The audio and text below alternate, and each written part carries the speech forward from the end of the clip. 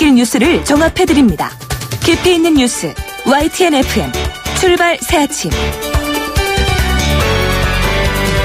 신일의 출발 새아침 3부 순서 시작합니다. 오늘 아침 날씨가 상당히 흐려있죠. 자, 오늘부터 이제 본격적으로 전국에 장맛비가 내린다고 하는데요.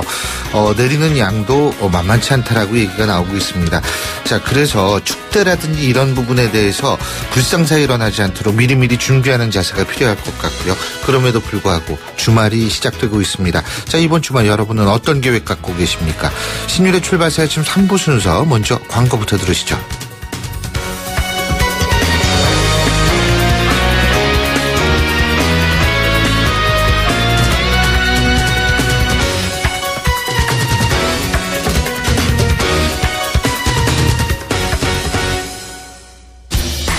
항공권도 매진이야. 실시간 빠른 항공 호텔 예약 시스템 온라인 투어. 가격이 싸니 일정이 별로야. 알뜰하고 품격 있는 여행은 온라인 투어. 에어텔, 교통패스, 각종 입장권. 복잡해. 여행의 예약을 한 번에 온라인 투어. 기억하세요. 여행의 모든 해결 온라인 투어. 온라인투어.co.kr. 비가 옵니다. 비 오는 날은 대리기사님들이 적게 출동하니까 상담원 소연이도 바쁜 날이에요. 하지만 저에게는 아직 12분의 기사님이 남아있지요. 대리운전은 지금부터다. 좌우로 정렬 2588 눌러줘요 2588 페이스 도루코 면도기 도루코 페이스 면도기 페이스 안전하고 부드러운 대한민국 면도기. 안전하고 부드러운 면도 그 이상을 경험하세요. The Shaving Innovator Dorco Pace. 사장님, 성악가 김동규 씨네 집 바닥재 좋던데 우리 집도 똑같은 걸로 해줘요. 요즘 떠오르는 바닥재 스타 강마루. 스타일 좋고 습기 열 긁힘에 강하니까 오래 사용하려면 그래서 스타 강마루로 하는구나. 성악가 김동규입니다. 강마루 스타는 스타 강마루. 스타 강마루. 온도와 습도를 항상 일정하게 유지시켜주는 항온항습기 전문기업 AR. 전산센터, 반도체 공장, 미술관, 박물관, 귀중품 보관실을 30년 축적된 기술로 AR이 지켜드립니다. 24시간 확실한 서비스 보장 031-497-0561. 아유, 세 단계 종이 또 걸렸어? 정말 제본 하나 하려다가 미치겠네. 내가 진작 현대오피스로 바꾸라니까. 오늘 다 날 셀 거야. 이제 스트레스 받지 마세요. 사무기기 전문기업 현대오피스가 책임지겠습니다. 사무기기의 올바른 기준 현대오피스. 안녕하세요. 김시안입니다. 시원한 폭포 소리가 들리세요? 있는 그대로의 자연스러움을 간직한 폭포처럼 맑고 깨끗한 칠성 사이다가 우리 곁에 있습니다. 변함없이 맑고 깨끗한 칠성 사이다.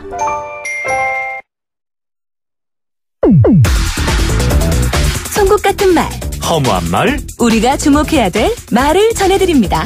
왁자지껄 말. 바쁜 꿀벌은 슬퍼할 시간이 없다.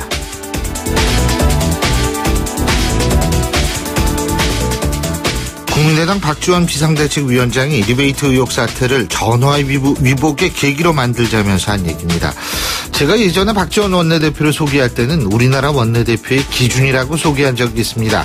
그만큼 원내대표 전문 정치인이라는 뜻이었는데요. 하지만 이제는 비대위원장 전문 정치인으로 소개할 판입니다. 이번이 박지원 의원 입장에선 세 번째 비대위원장을 맡게 됐기 때문인데요. 그런데 지금 정치권을 보면 아주 특이한 현상을 발견할 수 있습니다. 세 당 모두 비대위 체제라는 건데요. 비대위, 그러니까 비상대책위가 대부분의 정당에서 구성됐다는 얘기인데, 그래서 정치권에서는 이제 비상이 일상이 된 셈이라고 할 수 있고, 그렇다면 이는 비상이 정상이 됐다고도 볼 수 있습니다. 이런 것은 진짜 우리나라 정치판이 얼마나 비정상적인지를 역설적으로 알 수 있게 해주는 부분 아닐까요?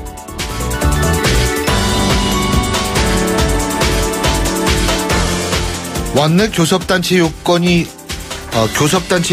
구성을 현행 20석에서 5석으로 낮추는 국회법 개정안을 발의했다. 정의당 노회찬 원내대표가 한 얘기입니다. 원내 교섭단체 요건이 엄격할수록 소수 정당의 입지는 줄어들게 되고 그렇게 되면 소수들의 목소리가 제도권 안에 반영되기 힘든 상황이 초래됩니다. 민주주의의 금과 억조는 다수결이가 아니라 소수의 목소리도 배제하지 않고 제도권에 반영하려는 노력을 보이는 그런 제도라고 할 때 노회찬 의원이 발의한 법안은 나름 의미 있는 법안이라고 생각합니다. 문제는 거대 정당들이 과연 자신들의 기득권 나누기에 얼마나 동의하느냐 하는 부분인데요. 한번 지켜보겠습니다.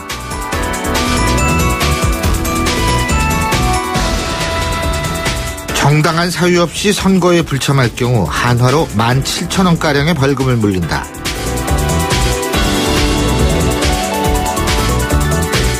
이번 주말 호주에서 연방 상하원 의원을 선출하는 총선거가 실시됩니다. 호주의 경우 약 100년 전인 1924년부터 선거를 국민의 의무로 지정해왔는데요. 물론 투표를 강제하는 게 비민주적이라는 주장도 나옵니다만 투표율이 95% 안팎에 이른다고 하죠.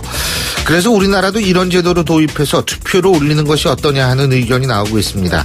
우리는 어려서부터 투표에 참여하는 것은 민주 시민의 기본 교양이라고 배워왔고 그래서 이런 주장이 설득력을 가질 수 있습니다. 하지만 현대민주주의에서 투표에 참여하지 않는 것도 정치적인 보이스, 그러니까 정치적인 의견으로 받아들여지고 있습니다. 기존 정치권에 대한 불신의 표현일 수 있다는 건데요.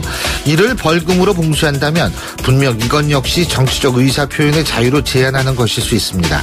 그렇기 때문에 이런 제도의 도입 여부 신중히 판단해야 할 문제라는 생각입니다. 지금까지 왁자지껄 말말말이었습니다.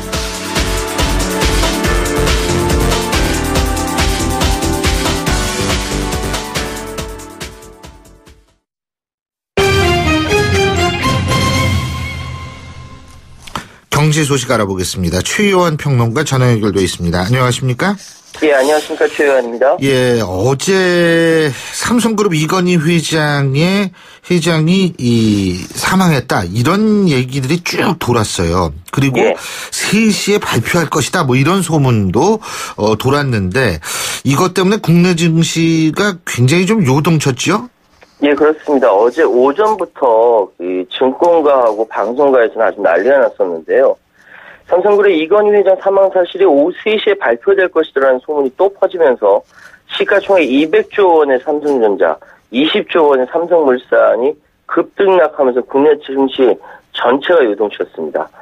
루머가 퍼지기 시작하자 증시에서는 주요 삼성그룹 계열사 주식이 급등세를 나타냈고요. 특히 삼성그룹의 지배구조가 바뀌면 수혜를 볼 것으로 예상되는 종목들이 한꺼번에 치솟기 시작했습니다. 오전에 1% 강보합 수준에서 거래되는 삼성물산 주식이 12시 46분을 전후로 급등세를 나타내기 시작해서 오후 1시엔 장중 8.51%까지 올랐고요. 삼성 SDS도 마찬가지로 7.61%까지 올랐습니다. 그런데 이제 삼성 측이 이건 사실 무근이다 이렇게 밝히니까 금방 또 하락세를 나타냈거든요. 그래도 대체적으로 삼성그룹주들 상승한 채 마감했습니다. 삼성물산, 삼성 SDS, 전자, 생명, 호텔신라까지 각각 상승 마감했는데요. 예. 지난해에도 여러 차례 이런 일이 있었거든요. 그때마다 크게 주가 요동쳤고 그런데 이제 어제 같은 경우에는 일각에서 공매도 공시제도가 처음 시작된 날로 법이 바뀌면서 이 작전 세력들이 삼성전자와 관련 주식을 일부러 띄우려고 의도적으로 이 회장 사망설을 유포한 거 아니냐. 금융위원회에서 이거 조사하고 있다고 합니다. 이거는 조사를 해야 될 게 아니라 수사를 해야 될 것 같아요. 수사. 그렇죠, 수사를 해야 돼요. 예. 이거 참. 자, 그리고 정부가 백화점 업체하고 입점 업체 간의 이 불합리한 거래 관한 개선에 나서니까, 예? 이 백화점 쪽에서는 조금 좀 실적 악화를 우려하는 분위기도 있는 모양이더라고요. 그렇습니다. 불합리한 거래 관행을 개선하자라는 것인데요. 일단 백화점 측이 입점 업체에게서 받는 판매 수수료, 예. 매장 설치에 따른 인테리어 비용 부담 이런 것들을 이야기하는 거거든요. 예. 정재찬 공정거래위원장이 어제 모 호텔에서 백화점 CEO들 모아서 간담회를 가지면서 백화점과 중소 입점 업체 간의 거래 관한 개선 방안 이걸 발표했습니다. 예. 일단 40%에 달하는 판매 수수료를 인하를 유도하기 위해서 이 공개 제도를 선택 개선하겠다 밝혔고요. 입점 후에 적어도 1년에서 2년 내 백화점의 요구로 매장을 이동해서 인테리어 비용을 지출할 때 이 입점 업체에 대해서 최소한의 입점 기간을 보장하고 매장의 이동과 퇴점 가능성 미리 예측할 수 있도록 하고 유통 분야 표준 계약서에 이런 것들을 절차를 이제 반영한다. 이런 것들이 주요 내용입니다. 백화점 업계는 일단 자율적 동참 의사를 밝혔습니다. 사실은 여러 가지 이야기가 많이 있었지만은 백화점 업계는 편치 않죠. 경기 침체, 소비 부진으로 가뜩이나 매출이 떨어지는데 가장 매출의 주요 부분을 차지하는 판매 수수료와 매장 인테리어 비용을 백화점이 또 안을 경우 부담이 된다는 것이죠. 하지만 최근에 유통업계 1위인 롯데그룹에 대한 검찰 수사 이후 유통업계 전반에 대한 국민적 반감이 영향을 적잖게 끼치면서 여기에 대해서 마지못해 찬성한다라는 것인데요. 더군다나 공정위가 주도하는 백화점 수수료 인하를 거부할 수 있는 그런 배짱 있는 기업은 없죠. 어쨌든 그런데 중장기적으로는 부작용이 있을 수도 있다. 이익을 남기지 못한 백화점들이 소극적인 판촉 행사를 진행하면서 납품 제품 판매 감소라는 악순환으로도 이어질 수 있다. 이런 우려의 목소리도 있었습니다. 헤지펀드 업계의 대부라고 불리는 사람이 있습니다. 조지 소로스인데요. 조지 소로스가 중국 경제의 경착륙은 사실상 피할 수 없는 일이고 브렉시트에 따른 금융위기 위험성이 닥치고 있다. 거듭 경고하고 있는 모양이죠? 그렇습니다. 이 일이 있기 전부터 계속 이런 얘기를 했었는데요. 조지 소로스는 지난 28일 블룸버그 통신 보도에 따르면 벨기에 브뤼셀에 있는 유럽의회 연설을 통해서 브렉시트가 2007년부터 8년 당시와 유사한 금융위기를 촉발시킬 것이다 주장했고요. 그동안 세계 금융위기가 슬로우 모션으로 전개되고 있었지만 브렉시트가 이를 가속화시킬 것이다 라고 주장했습니다. 또 중국 경제의 경착륙은 사실상 피할 수 없는 일이다. 부채를 잔뜩 걸머진 중국의 경제가 금융위기 직전의 미국 상황과 유사하다라고 이야기를 했고요. 유럽 대륙의 은행 시스템이 금융위기로부터 완전히 회복되지 않았고 특히 유럽 재정 안정화 기구를 이용해야 되지만 유로존 내에 있는 여러 정치적, 이데올로기적 의견 차이 때문에 하지 못하고 있다라고 비판하고 있습니다. 해결책이 딱 하나 남아있다. 소로스는 주장하는데 그게 뭐냐면은 현재 유럽연합의 경제정책을 위반하는 이 독일의 정통 관료들이 반대하고 있지만 유로존 예산을 투입해서 경기 순환에 대응해야 된다. 이렇게 이야기를 하고 있거든요. 근데 전체적으로 소로스는 이번 브렉시트를 비롯한 EU의 향후 전망에 대해서는 세계 경제에 미칠 타격이 지난 2008년 미국과의 금융위기에 버금 갈 것이다. 이전이나 지금이나 계속 이 주장을 계속 하고 있네요. 예. 그런데 사실 지금 브렉시트가 지난주 금요일에 있었는데 빨리 안정화됐다 이런 얘기들이 나오고 있는데 이런 것들은 좀 더 두고 봐야 된다라는 그런 의견도 많이 나오고 있으니까 그렇습니다. 이 조지 소로스의 의견도 우리가 무시할 수는 없다 이런 생각이 듭니다. 오늘 말씀 여기까지 듣죠. 고맙습니다. 예, 감사합니다. 예, 지금까지 최요한 경제평론가였습니다.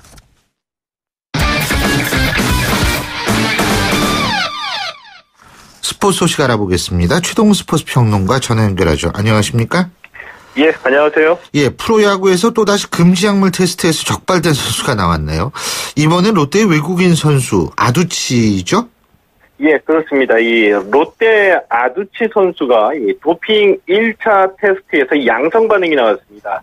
이 롯데는 이 아두치 선수가 지난달 21일 한국 도핑방지위원회 이 카다의 도핑 검사에서 이 금지 약물인 옥시코돈 성분이 검출됐다라고 밝혔거든요. 이 옥시코돈 마약성 진통제인데요. 아두치 선수는 이 고질적인 허리 통증을 치료하기 위한 목적으로 미국에서 진통제를 처방받아서 복용을 했다 이렇게 인정을 했고요. 금지 약물인 것은 몰랐다고 해명했습니다. 롯데는 이 아두치 선수가 지난 27일 카다에서 실시한 청문회에 참석해서 이 팬 여러분과 구단, 야구 관계자 여러분께 실망과 심려를 끼쳐서 죄송하다 이런 해명서를 제출했다고 밝혔습니다. 예, 이 롯데는 기업도 그렇고 요새 일들이 많네요. 예. 예. 자, 그리고 박태환 선수도 도핑 때문에 현재까지는 올림픽에 출전이 금지돼 있고, 도핑이 우리나라뿐만이 아니라 전 세계적으로 문제가 되고 있기 때문에 엄중한 처벌이 예상이 되죠?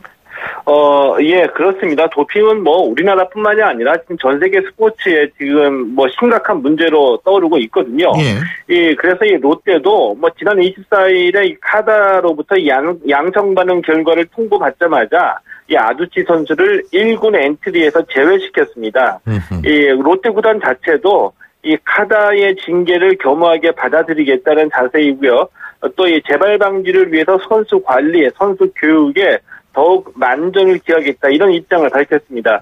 이 프로야구도 도핑 관련 징계가 이미 강화가 됐거든요. 이 때문에 아두치 선수 올 시즌 잔여 경기 출장이 전부 다 정지될 가능성도 있습니다. 그렇군요.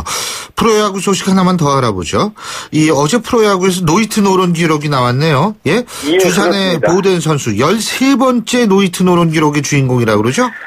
예, 이 두산의 외국인 투수 보우덴 선수가 어제 NC전에서 9이닝을 무안타 무실점으로 막아냈습니다. 탈삼진 9개, 볼넷 3개만을 내주고 노히트 노런 기록을 세웠거든요. 이 보우덴 선수의 노히트 노런 기록, 프로야구에서는 13번째 기록이고요. 보우덴 선수의 호투에 힘입어서 두산이 4대0으로 승리했습니다. 이 보우덴 선수 올 시즌 10번째 승리를 챙겼는데요. 올 시즌에 15경기 등판에서 10번째 승리를 챙기고 이 다승 공동 2위입니다. 이 상대팀이 막강한 화력의 NC였기 때문에 이 보우덴 선수의 노히트 노런 더욱 빛이 났다 이렇게 볼 수 있습니다. 얘기 나온 김에 LG가 어제 7점 차 경기를 뒤집었죠. 연장 10일의 역전승인데 이것도 대단해요. 예? 예, 그렇습니다. 아주 이 LG가 기아의 극적인 역전승을 거뒀거든요. 연장 11회에 보기 드물게 최은성 선수의 홈스틸로 결승점을 뽑아냈습니다. 예. 이 2회에만 기아에 9점 내주면서 승부가 일찍 갈린 듯한 느낌이었었거든요. 근데 이 5대9로 쫓아간 마지막 9회에 4점을 뽑아내면서 동점을 만들었고요. 연장 11회에 1루 주자와 3루 주자가 동시에 도루를 시도해서 최은성 선수가 홈에 들어오면서 결승점을 뽑아내고 LG가 10대9로 승리했습니다. 이 넥센은 한화를 11대5로 이겼고요. KT는 SK 10대5, 롯데가 삼성을 7대6으로 이겼습니다. 그렇군요. 텍사스의 추신수 선수 오늘 새벽 경기에 또 홈런 쳤죠. 그죠? 시즌 4홈런. 예. 오늘 새벽 뉴욕 양키스전이었거든요. 1번 타자 우익수로 선발 출전했고요. 1회 첫 타석에서 5월 솔로 홈런 뽑아냈습니다. 시즌 4번째 홈런입니다. 오늘 4타수에서 홈런 1개, 1타점으로 시즌 타율 2할 7푼 2리를 기록했고요. 이 경기에서는 텍사스가 1대2로 패했습니다. 예. 자, 유로 2016 8강전에서 포르투갈이 승부차기에서 폴란드를 꺾고 4강에 진출했네요. 예. 제가 보기에는 이번 유로 2016에서는 이 포르투갈이 가장 실속 있는 팀이거든요. 이 조별리그 3경기에서 단 한 번도 이기지 못했습니다. 무승부만 3번인데 그럼에도 불구하고 16강에 올라갔고요. 이 16강전에서는 크로아티아를 연장전에서 1대0으로 이겼습니다. 그리고 오늘 새벽에 열린 이 폴란드와의 8강전에서도 연장전까지 가서 1대1로 비겼고요. 승부차기에서 5대3으로 승리하고 4강 티켓을 거머쥐었습니다. 예, 잘 알겠습니다. 오늘 말씀 잘 들었습니다. 고맙습니다. 예, 고맙습니다. 예, 지금까지 최동훈 스포츠 평론가였고요. 신율의 출발 새 아침 3부 순서 여기서 줄입니다. 잠시 뒤 4부에서 뵙겠습니다. 안녕하세요. 배우 공연주입니다. 15살의 여러분은 어떤 꿈을 꾸는 아이였나요? 제가 케냐에서 만난 15살 소녀 도린의 꿈은 의사가 되는 것인데요. 학교에 가는 것을 무척 좋아하는 도린이 학교를 빠질 수밖에 없는 이유는 단지 여자로 태어났기 때문입니다. 우리와 너무 다른 그동안 말하지 못한 소녀들의 이야기 궁금하지 않으세요? 여러분의 관심으로 소녀들이 다시 꿈을 꿀 수 있습니다. 지금 월드비전 꽃들에게 희망을 캠페인을 검색하세요. 월드비전 꽃들에게 희망을. YTN 라디오 캠페인 더 가까이. 안녕하세요. 탤런트 오영실입니다. 요즘 날씨 참 좋죠? 저도 지난주에 가족끼리 야외 콘서트에 다녀왔습니다. 그런데 공연 후에 산더미처럼 쌓여있는 쓰레기를 보면서 한숨이 다 나오더라고요.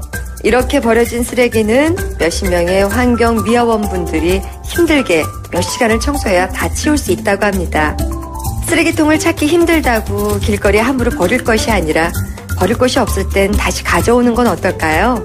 아니면 처음부터 음식물을 밀폐 용기에 담아가서 다 먹은 후에 빈 용기를 다시 싸들고 오는 방법도 있습니다. 우리가 사는 곳을 깨끗하게 하는 법, 조금은 불편해도 작은 것부터 실천하는 데 있지 않을까요? 환경 에티켓은 더 가까이, 쓰레기 무단 투기는 저 멀리, 환경을 보호하며 공연 관람하자고요. YTN 라디오 캠페인 더 가까이, 한국환경공단과 함께합니다. 골프 장갑도 지맥스, 생산 장갑도 지맥스, 헬스 장갑도 지맥스, 가죽 장갑도 지맥스, 장갑하면 지맥스, 대한민국 우리 장갑 지맥스. 30년 한길 범양 글러브가 만듭니다. 글러브 맥스 지맥스.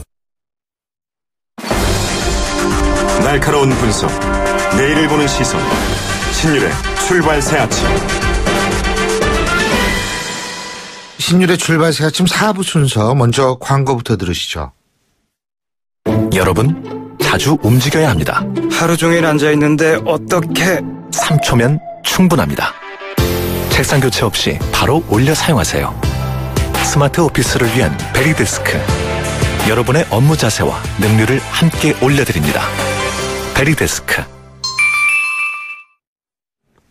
8시 31분 09초 지나고 있습니다. 자, 지금 교통 상황 알아볼까요? 김지영 캐스터. 네, 출발 새 아침 교통정보입니다. 전 시간에 비해서 교통량이 줄어든 곳이라고 한다면 내부순환로 성수동 쪽 상황인데요. 정체가 대부분 풀리면서 수월한 흐름이 됐고요. 반대편 성산대교 쪽으로는 정릉터널에서 성산램프까지 시속 30km 미만 정체입니다. 이어지는 북부간선도로는 양방향 교통량이 늘었습니다. 외곽 쪽으로는 월릉에서 신내까지, 도심 쪽으로 묵동에서 하월고까지 시속 20-30km 안팎으로 이동을 합니다. 동부간선도로 도심 쪽으로는 창동교 부근에서 주춤했다가 이후로 월릉교부터 성동교 지날 때까지 정체 서행을 반복하고요. 의정부 쪽으로도 월계 1교부터 수락지하차도 지날 때까지 정체 서행으로 이동을 합니다. 현재 강서 쪽으로 가는데 잠실권만 통과하신다면은 올림픽대로보다는 강변북로 상황이 좋습니다. 강변북로 이용해서 일산 쪽으로 가는 길은 청담대교 부근에서 잠깐 정체가 됐다가 다시 동호대교부터 한강대교까지 밀리고 있는데요. 올림픽대로 공항 쪽으로는 암사대교 부근부터 청담대교까지 쭉 정체가 되고 다시 한남대교부터 한강대교 지날 때까지도 정체 서행입니다. 출발 새 아침 교통정보였습니다. 신율의 출발 새 아침 오늘 순서 시작합니다. 오늘 아침 당신이 듣고 싶은 뉴스 94.5MHz YTN 뉴스 FM 신율의 출발 새 아침.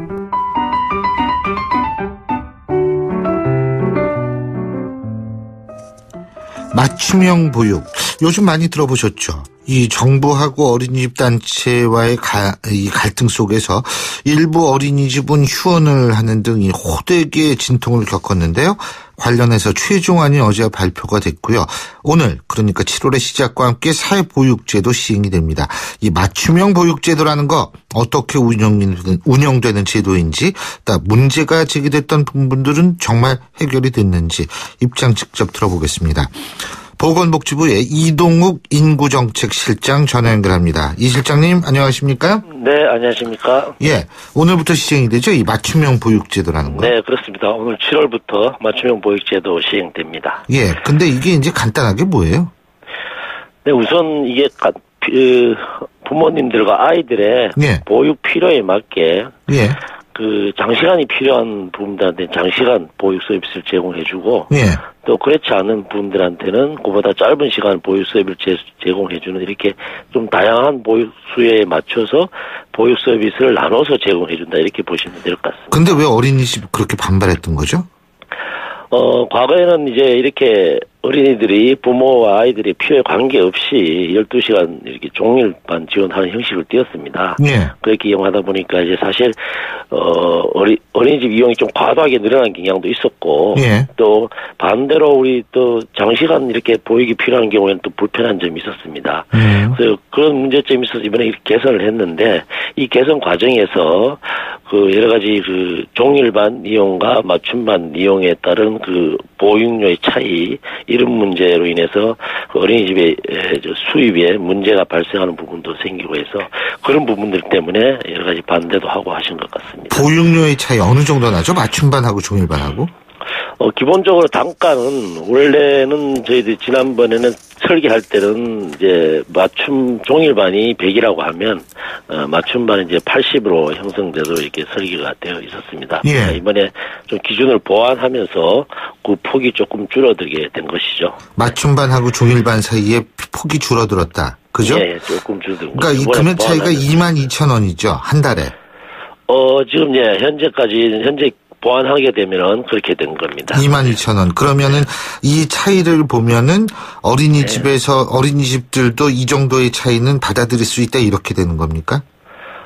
지금 일단 수입은 이번 차이를 줄이면서 어떤 수입이 수입 줄어드는 부분들을 좀 보전한 부분들이 있거든요. 그래서 그 부분들을 일단 어린이집에서 수용한 걸로 받아들인 걸로 그렇게 판단을 하고 있습니다. 예, 그렇군요. 근데 결국은 이 차이가 줄어들었다라는 건 종일반에 있어서의 그 액수는 그대로고 보육료는 맞춤반 보육료가 올라간 거죠. 그죠? 예, 그렇습니다. 그렇다면은 이게 기본적인 취지에서 어긋난 거 아니에요? 우선 물론 이 부분이 그 보육료 차이에 있는 부분도 있습니다만은 가장 큰 취지는 우리 부모님들의 보육 수요 필요에 맞게 시간을 제공하고 그게 이용하게 하자는 것에 가장 큰 취지가 있습니다.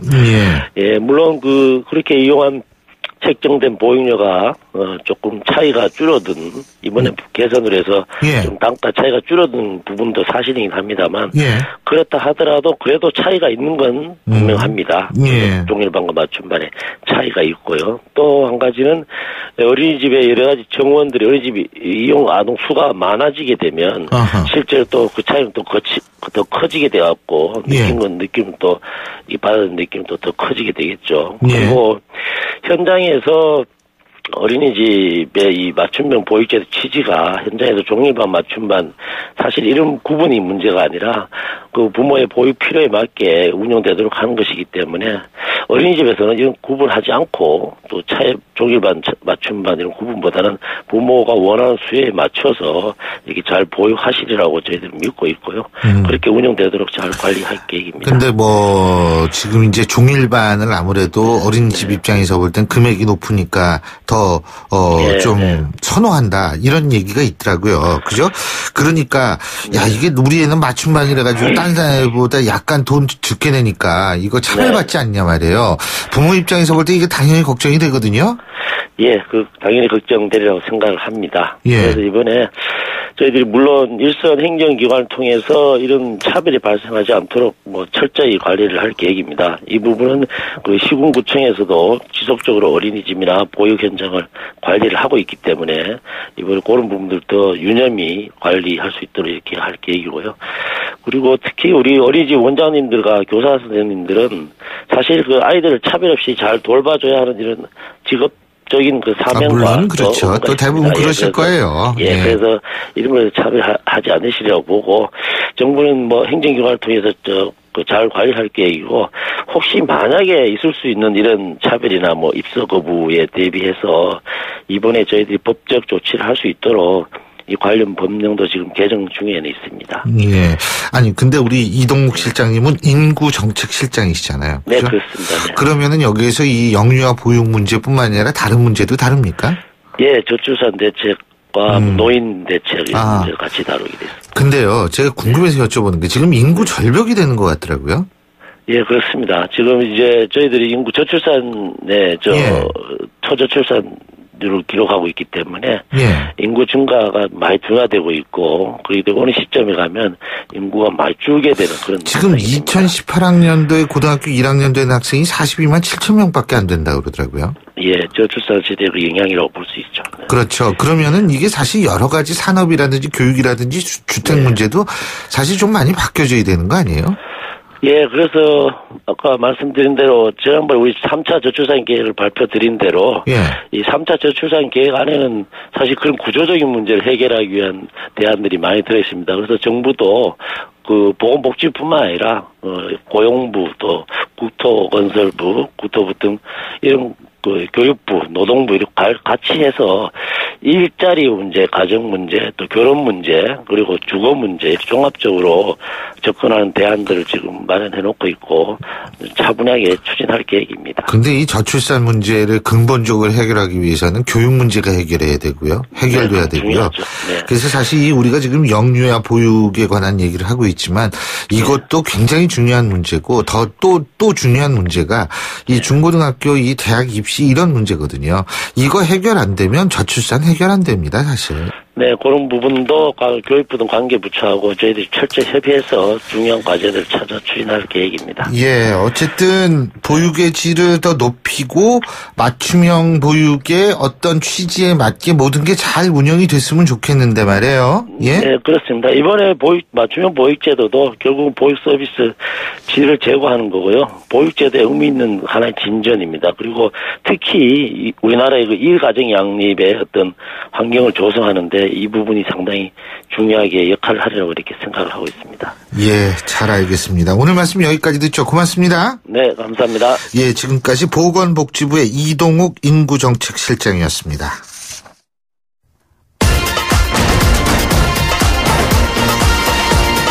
여러분이 지금 듣고 계신 주파수는 FM 94.5MHz입니다. YTN 뉴스 FM.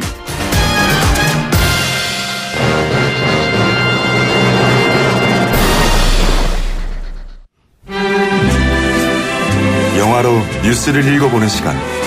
시네마인 뉴스.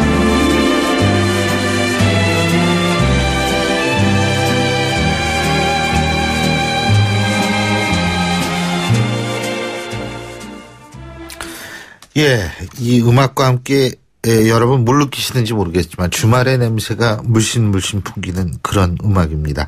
자, 영화 얘기하는 순서죠. 오늘도 영화평론가 최강희 평론가 함께하겠습니다. 어서 오십시오. 네, 안녕하세요. 예, 이번 주에 개봉하는 작품 중에 스타가 스타로 나오는 영화가 있다. 아니 스타가 스타로 근데 이게 참 아주 흥미로워요. 네, 네. 예, 실제 스타가 영화 속에서 스타로 나온다. 예. 김혜수 씨가 주연을 맡은 굿바이 싱글. 김혜수. 네. 굿바이 싱글이라는 제목의 영화인데요. 어제 개봉했는데. 임신한 김혜수 씨. 예. 나오죠? 포스터 보셨구나. 예. 그 대국민 임신 사기극이라는 설정을 가지고 있는 아주 재밌는 코미디 영화입니다. 영화 속에서 김혜수 씨가 실제로 그 톱스타 여배우인데 약간 좀 나이가 들어가면서 실제 김혜수 씨 1970년생이라서 지금 46이에요 벌써. 그렇게 안 보이죠 사실. 되게 젊어 보이는데. 영화 속에서도 그렇게 이제 중년의 나이로 접어들면서 이제 인기도 조금 예전만 못하고 게다가 연하 킬러라는 그런 별칭을 듣고 있거든요. 연하 킬러. 예, 연하남하고만 사귀는. 근데 연하남 이제 다른 스타 배우하고 사귀다가 자기 남자친구가 다른 여자를 만나고 있다는 걸, 양다리를 걸치고 있다는 것을 알게 되죠. 배신감에 치를 떠는 그런 와중에 어떻게 하면 복수를 할까 이제 고민을 하고 있었던 상황인데 거기에 이제 덜컥 임신을 하게 된 10대 소녀를 우연치 않게 만나게 됩니다. 그러면서 자기가 대리모를 하겠다. 이렇게 이제 나서게 되죠. 대리모를 하게 되면 이제 본인이 이제 임신을 한 것처럼 보여야 되잖아요. 그러니까는 자기 임신했다고 발표를 해버려요. 그러니까 이제 이 소속사 입장에서 아주 큰일 난 거죠. 예. 저 여자가 미쳤나 갑자기 왜 저러나. 그런데 거꾸로 임신 사실을 밝히니까 저 아버지가 혹시 그 전 남자친구 아니냐. 이런 이제 추측. 근데 그걸 이제 부인하지 않는 거죠. 네. 그렇다라고도 얘기 안 하고, 그렇지 않고, 얘기 안 해버리면, 그게 사실이 돼버리거든요. 그러니까 그 남자친구가 갑자기 또, 인기가 또 곤두박질 치게 되고 오히려 김혜수 씨가 연기한 고주연이라는 인물한테는 임산부 관련된 광고가 쇄도합니다. 그럼 이제 웃지 못할 상황이 이제 벌어지게 되는 거죠. 그러면서 아주 재미난 그러니까 임신 스캔들이라고 하는 설정을 펼쳐 보이고 있는 영화고요. 예. 족구왕이라고 지난 2014년에 개봉했던 독립영화가 있었습니다. 그때 당시에 인디버스터라는 말을 만들어냈습니다. 근데 굉장히 잘 만든 그 상업영화 못지않은 재미를 안겨줬던 독립영화라 흥행에서도 어느 정도 성공을 거뒀던 족구왕의 각본을 썼던 김태곤 감독이 첫 상업영화 연출작입니다. 아니 이 영화 보면은 네. 김혜수 씨 그런 대화가 나오더라고요. 네. 그 연하남의 사귀는 남자친구의 어머니한테 전화를 해서 이 목걸이를 선물하려고 전화를 했는데 네. 무슨 얘기를 하다가 그 엄마 그런 거예요. 제가 결혼을 일찍해서 사실은 나이가 비슷하다고 지금. 예. 어쨌든. 네. 근데 이게 뭐 나름대로 주제의식도 있을 수 있겠죠. 예, 이 굿바이 싱글이라는 영화는 그냥 단순한 코미디 영화지만 코미디 영화라고 해서 무조건 웃기기만 하는 그런 영화는 아니고요. 예. 영화의 주제의식은 기본적으로 모성이라고 볼 수가 있겠습니다. 그러니까 이 모성이라는 것은 이제 사회적 맥락에서 두 가지가 있죠. 일단 보호의 주체로서의 모성, 자식을 보호하는 주체로서의 모성, 그다음에 사회적으로 보호받아야 될 모성. 그래서 우리 지하철 타면은 뭐 핑크 좌석이라 그래가지고 네, 그렇죠. 임산부들 앉을 수 있도록 배려석이 있지 않습니까? 뭐 이런 것처럼 그 모성은 사회적으로 보호받아야 된다라는 그런 주제의식, 그리고 또 자기 자식을 또 이렇게 아끼고자 하는 그런 그 모성의 그 본질. 이 두 가지 측면을 이렇게 좀 코미디적인 설정을 통해서 관객들한테 좀 생각할 여지를 안겨주는 그런 작품으로 탄생이 됐습니다. 근데 이 모성 주제랑 외국 영화도 있다고 그러죠? 네, 이번 주에 개봉하는 영화인데요. 헝그리 하트. 배고픈 마음 이렇게 해석을 할 수가 있을 것 같은데요. 지난 2014년 베니스 영화제에서 이 영화의 두 남녀 배우가 모두 공동 나란히 주연상을 받았습니다. 이 영화 역시 그 모성애를 주제로 삼고 있는데요. 어떤 이탈리아 여자가 그 미국 남자하고 이제 뉴욕에 있는 한 식당에 화장실에 동시에 갇혀버려요. 그러면서 이제 우연찮게 그렇게 해서 사랑이 시작된 거죠. 강렬하게 서로에 이끌려서. 그 화장실 얘기 자꾸 하시면은 지금 굉장히 논란이 일어나고 있는 어떤 스타가 생각이 나죠. 예. 네, 그렇게 갇혔다가 이제 그렇게도 사랑이 시작될 수도 있겠죠. 화장실에 서로 같이 돼서 이제 두 사람이 연애를 했는데 속도 위반을 합니다. 아기를 갖게 되죠. 그 미나라고 하는 그 이탈리아 여자가. 그래서 어떻게 되겠어요? 결혼을 이제 하게 됩니다. 두 사람이 정말 깨가 쏟아지는 그 신혼생활을 이제 하게 되는데, 문제는 이제 아기가 태어난 뒤부터예요. 이 미나라고 하는 엄마가 그 아이를 임신했을 때 이제 무속인을 찾아가거든요. 무속인이 이 아이는 정말 특별한 아이가 될 것이다라는 말을 듣게 되죠. 그러면 정말 기분이 좋겠죠. 그렇죠. 어느 엄마라도 다 기분이 당연하죠. 좋겠죠. 네. 근데 문제는 뭐냐면 너무 특별하게 생각한 나머지 지나치게 특별한 방식으로 키운다는 거예요. 그러니까 아이가 태어났는데 아이를 채식주의자로 만들어요. 유제품, 고기 안 줍니다. 아기를? 예. 그러면 아기를 식물성 음식만, 두유 이런 걸 먹이는구나. 네, 식물성 음식만 계속 주는 거예요. 그러니까 아빠가 주던데 아빠가 보기에는 좀 위험해 보이거든요. 저래도 되나 싶은 거예요. 그래서 좀 다양한 영양분을 섭취하게 해야 되는 거 아니냐. 내 아이는 내가 잘 키울 수 있다. 나를 신뢰해라. 근데 또 외출도 안 해요. 아기를 데리고 유모차에 이렇게 실어가지고 밖으로 나간다든가. 왜 그렇죠? 밖에 공기가 더러우니까. 아이의 몸을 정화시키려면 성장 기간 동안은 그 오염된 공기에 접촉하면 안 된다. 그래서 이를테면 시어머니가 아기 보러 오잖아요. 그러면 못 만지게 하는 거예요. 지금 밖에서 들어오셨잖아요. 손세정제 같은 거. 예. 못 만지게 한다든가. 그러니까 굉장히 집착적으로 양육을 하는 거죠. 예. 그래서 결국은 남편이 아이를 병원에 한번 몰래 데리고 봐요. 그랬더니 의사가 굉장히 위험한 상태입니다, 지금. 발육부진이 위험하다. 지금 한 7% 하위 7% 정도의 그 발육 상태에 놓여 있다. 그러니까 좀 동물성 음식들을 먹여야 된다. 이렇게 이제 얘기를 하게 되죠. 그러니까 미나는 동물성 음식은 절대 안 된다라고 주장을 하기 때문에 아빠는 몰래 엄마 몰래 엄마가 잠깐 외출한 사이에 그런 것들을 먹이는 거예요. 소세지도 먹이고 동물성 음식들을 먹이는 거죠. 이러면서 육아 전쟁이 이제 벌어지게 됩니다. 아빠의 육아 방식과 엄마의 육아 방식이 이제 충돌하게 되면서 이 부부간의 갈등이 이제 파국으로 치달아가는 과정을 보여주고 있어요. 한편으로는 앞서 제가 소개해드린 굿바이 싱글이라는 영화가 그 건전한 모성애에 대해서 이렇게 얘기를 하고 있다면 이 영화 헝그리 하트라는 작품은 반대로 모성이 지나쳐서 집착이 되는 경우를 우리에게 보여주고 있는 작품이라고 할 수 있겠습니다. 그렇군요. 네.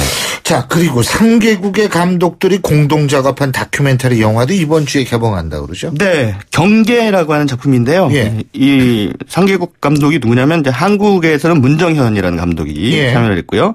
그리고 세르비아 감독인 블라디미르 토도로비치, 그리고 인도네시아 감독인 다니엘 루디 하리안토, 이 3명의 감독이 공동 작업을 했습니다. 이 세 나라가 공통적으로 겹치는 부분이 없는데. 네. 근데 이 일본에 유명한 다큐멘터리 영화제가 있어요. 야마가타 다큐멘터리 영화제가 있거든요. 거기에서 만났어요. 이 세 감독이 초청이 돼서. 그래서 거기서 이제 의기투합을 하게 된 거죠. 야, 우리 같이 공동 작업을 한번 해보자. 그런데 경계라고 하는 걸 주제로 공동 작업을 한번 해보자. 그래서 이제 영화가 서로에게 영상 편지를 보내는 방식으로 그렇게 이제 진행이 됩니다. 예. 그래서 뭐 이를테면 한국 감독 문정현은 Dear Vladimir and Daniel 이런 식으로 해서 이제 말문을 열면서 자기의 영상을 쭉 표현을 하죠. 그래서 문정현 감독은 이제 남아프리카 공화국에 왜 그 디스트릭트 6라고 그 예, 빈민들이 그 영화도 있잖아요. 디스트릭트 9이었죠. 그러니까 그 빈민 밀집 지역이 있었는데 결국은 그 인종차별 정책에 의해서 거기 쫓아내죠. 예, 거기 전부 바깥으로 다 쫓아냅니다. 또 외곽으로 나가게 돼서 결국 그 쫓겨난 사람들이 이제 살아가는 방식, 삶의 어떤 모습들을 이제 포착을 합니다. 그리고 또 한편으로는 이제 일본에 삼촌이 있는데 이 삼촌은 이제 조선족이에요. 조선족이라고 하는 국적이 일본에 존재한다는 사실을 많은 분들이 잘 모르는데 한국 국적도 아니고 일본 국적도 아니고 북한 국적도 아니에요. 예, 예. 그러니까 우리 근데 주로 이제 총련 쪽이 이제 조선족이죠. 예, 조선족. 대충 그 조총련계의 경우인 경우가 많은데 요즘에는 사실 조총련과 관련이 없어도 본인의 신념에 따라서 그냥 조선족을 유지하는 분들이 계십니다. 그런데 일본 입장에서는 어쨌든 식민지배의 에 대한 어떤 채무 같은 것이기 때문에 그들에게 특별 영주권을 인정을 하고 있어요. 다만 국적이 사실상 무국적이기 때문에 일본 밖을 나갈 수가 없습니다. 나갔다가 들어오려면 재입국 신청을 해야 돼요. 예, 예. 근데 그런 이제 상황에 놓여 있는 그 자기 감독 본인의 삼촌 이야기를 또 풀어놓습니다. 어떻게 보면은 경계 위에서 살아가고 있는 분이라고 할 수 있겠죠. 마찬가지로 이제 세르비아 감독이나 인도네시아 감독도 각자의 영역 안에서 그렇게 이제 경계 위에서 살고 있거나 아니면 경계 바깥으로 밀려난 사람들. 이런 사람들의 어떤 삶을 포착을 해서 보여주고 있습니다. 한마디로 우리 의식에서 벗어난 사람들의 얘기죠. 그렇죠. 예. 근데 뭐 세상에는 사실 수많은 경계도 있잖아요. 맞습니다. 눈에 보이는 경계도 있고 눈에 보이지 않는 경계도 있고요. 맞습니다. 또 부자와 빈자와의 경계라든가 뭐 문화가 차이 때문에 생기는 경계라든가 이런 것에 대한 화두를 이제 이 작품이 좀 진지하게 던져놓고 있는 그런 영화라고 할 수 있겠죠. 자, 이번 주에 어떤 음악 듣고 이어질까요? 네, 사실 영화 내용은 굉장히 진지한데요. 헝그리 하트의 이제 첫 장면과 거의 앞 전반부에 파티 장면이 나오거든요. 그런 피로연에 나오는 그 파티 장면에서 굉장히 흥겨운 음악이 나옵니다. 굉장히 많이 들어보셨을 거예요. 예전 플래시댄스라는 영화에 출연했던 아이란 카라의 What a Feeling을 골라봤습니다. 예, What a Feeling 함께 들으면서 오늘 최강희 평론가는 작별하겠습니다. 오늘 말씀 잘 들었습니다. 고맙습니다. 네, 감사합니다. 예, 신율의 출발 새 아침도 일주일 순서 여기서 모두 마무리해야 될 것 같습니다. 자, 주말이 시작이 됩니다. 이번 주말 여러분 역시 행복한 주말 그리고 충전 듬뿍 할 수 있는 그런 주말 되시기 바라겠고요. 전 월요일 아침 7시 15분에 다시 오겠습니다. 신율이었습니다. 고맙습니다. your mind.